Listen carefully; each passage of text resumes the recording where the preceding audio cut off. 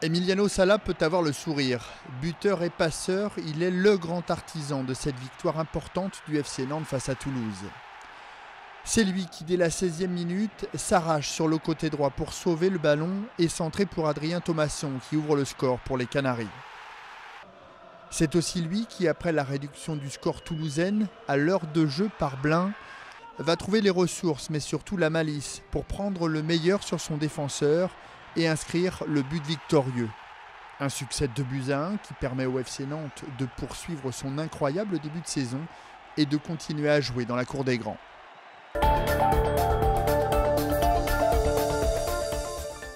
Laurent Hanen a eu cette idée d'intégrer un instrument qui rappelle l'environnement maritime. Je pense qu'on le voit assez facilement, ces voiles, ces espèces de mâts un peu courbes. Ils sont venus nombreux, les habitants du Pouliguen. Dimanche, l'orgue a été béni avant un concert.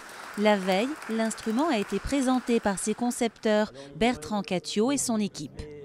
On accorde en général les jeux d'anches, donc il y a 6 ou 7 jeux d'anches. Donc en 3 heures de temps, l'orgue est remis d'aplomb. On vit quand même avec un instrument comme celui-ci depuis 2 ans et demi, nuit et jour presque. Et puis là, on va s'en séparer complètement. Donc il y a forcément, oui, de l'émotion. 2 ans et demi de travail et déjà presque 10 ans que le projet a germé au sein de la municipalité. Aujourd'hui fier de ce chef-d'œuvre. La volonté, c'était de conserver quand même un instrument de musique dans l'église et qui soit un instrument de qualité, qui pouvait donc servir pour le culte et qui pouvait servir aussi pour la culture. Des projets culturels sont à l'étude. Doté de 2318 tuyaux et 3 claviers, l'instrument va en effet permettre aux organistes de jouer presque n'importe quelle musique. Si on veut jouer la musique du 19e siècle, il faut venir à Nantes et dans le département de Loire-Atlantique, on a tout ce qu'il faut. Mais pour jouer la musique ancienne, notamment la musique de Bach et la musique de la Renaissance, eh bien, on pourra maintenant, grâce à cet instrument du Pouliguen qui a été conçu pour cette musique aussi, eh bien, jouer cette musique parfaitement bien.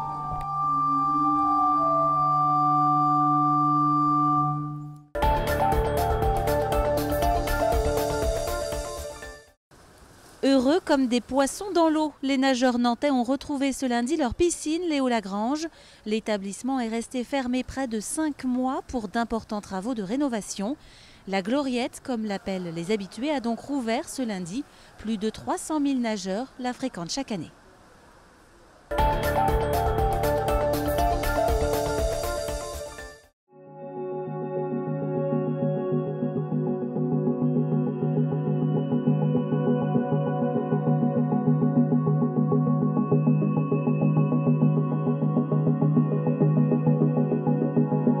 Komorebi, c'est le terme intraduisible qui veut dire à peu près la lumière qui filtre à travers les feuilles, les frondaisons et qui se reflète au sol ou sur l'eau.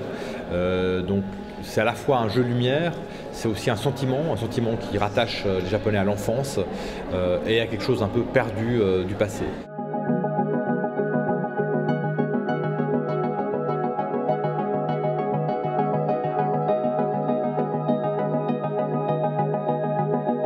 L'art brut désigne assez largement, pour faire simple, l'art des personnes en décalage, en marge, très singulière, souvent handicapées ou en institution psychiatrique, qui ont en tout cas des œuvres et des personnalités très étranges, très singulières, qui représentent un peu la société japonaise contemporaine. Ça va des villes fantasmées, des univers intérieurs très étranges, des cultures populaires réinterprétées. C'est évidemment la volonté d'avoir une vision différente du Japon, au-delà de l'hypertechnologie, des animés, des mangas, etc.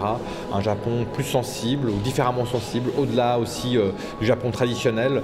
Il y a des gens qui travaillent parfois en secret ou parfois éloignés de tous sur des œuvres tout à fait singulières.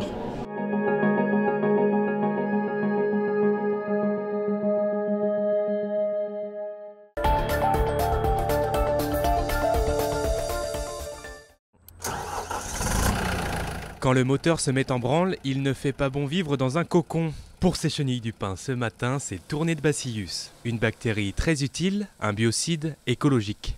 On asperge l'arbre de ce produit, donc du Bacillus, sur toutes les aiguilles du pin.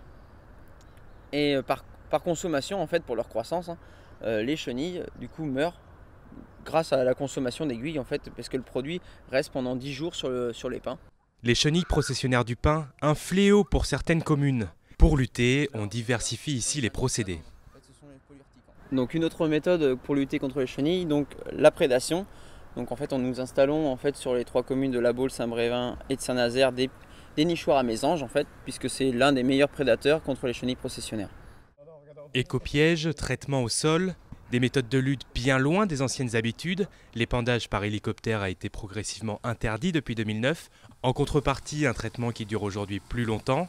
Il devrait se terminer fin décembre.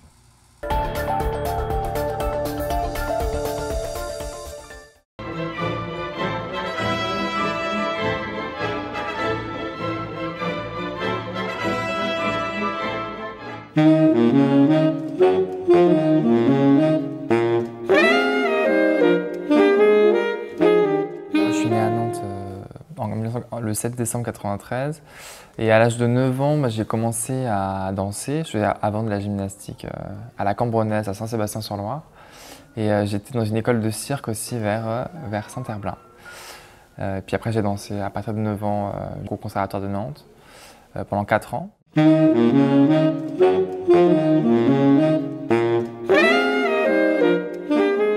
Je m'y attendais pas du tout parce que c'était au Japon, que le directeur de l'opéra n'était pas présent parce qu'il devait régler un problème à Bastille, donc à Paris. Et donc c'était la directrice de la danse Aurélie Dupont qui m'a nommé.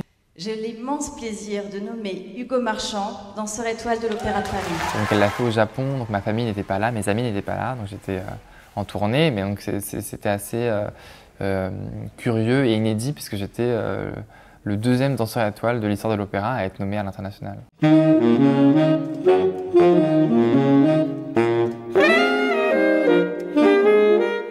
C'est pas une consécration puisque j'ai 23 ans et que je le vis pas comme la fin de quelque chose, mais je le vis comme un nouveau chemin et une nouvelle vie qui commence, qui a déjà commencé depuis plusieurs mois.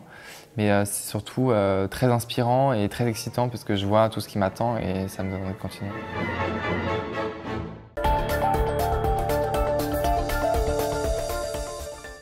Fans de métal à vos agendas.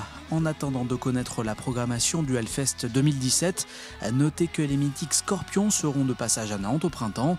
Le concert est prévu le 22 mars au Zénith Nantes Métropole et la billetterie ouvrira ce vendredi à 10h. Le dernier passage des vétérans allemands dans le département, c'était en 2015 au Hellfest de Clisson, où ils avaient notamment joué leur tube planétaire Still Loving You.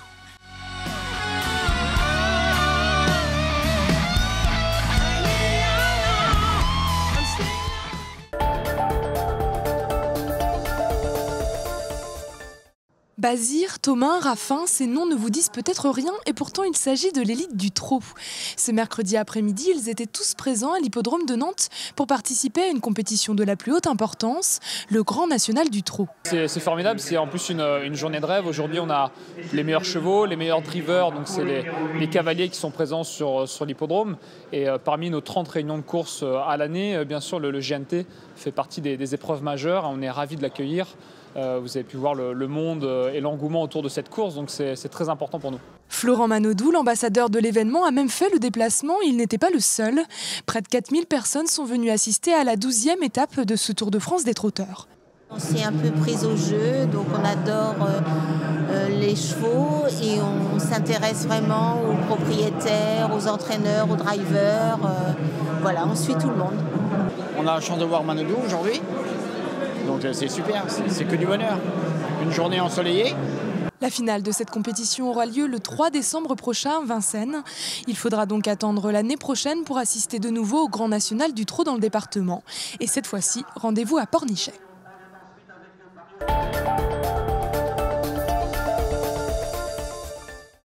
Des nouvelles du skipper nantais Armel Tripon, engagé sur la Transat Jacques Vabre. Il pointe toujours à la 3e place du classement des classes 50 à bord de son trimaran Réauté Chocolat. Actuellement, Armel Tripon et son coéquipier Vincent Barneau naviguent entre les Açores et Madère dans des conditions assez sportives, avec des vents de plus de 30 nœuds. On est passé de l'autre côté du front.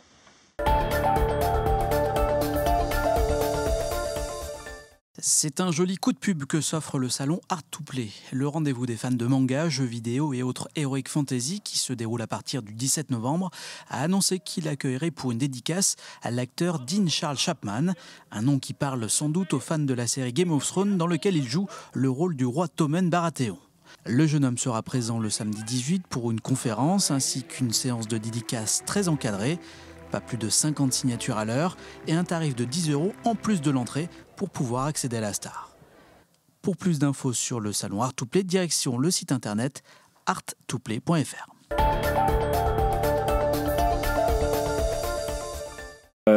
Ma femme s'est battue pendant 1 an et demi et on voulait continuer ce combat, c'est-à-dire que tous les gens qui sont dans l'association, ainsi que la marraine Sarah Michel et donc Fabien, le parrain, sont tous des gens proches de ma femme. Donc on a voulu continuer ce combat pour elle, parce que franchement elle a eu un courage et une force incroyable. Moi ça me tient énormément à cœur de contribuer à cette opération et d'utiliser mon réseau pour connecter des maillots. On a collecté beaucoup de choses, quoi. Vous voyez, il y a Mario Balotelli, il y a le maillot d'AG2R La Mondiale avec Romain Bardet qui a signé, il y a Karim Benzema qui est là. Ça c'est le ballon de l'équipe de France, signé par les 23 joueurs de Didier Deschamps.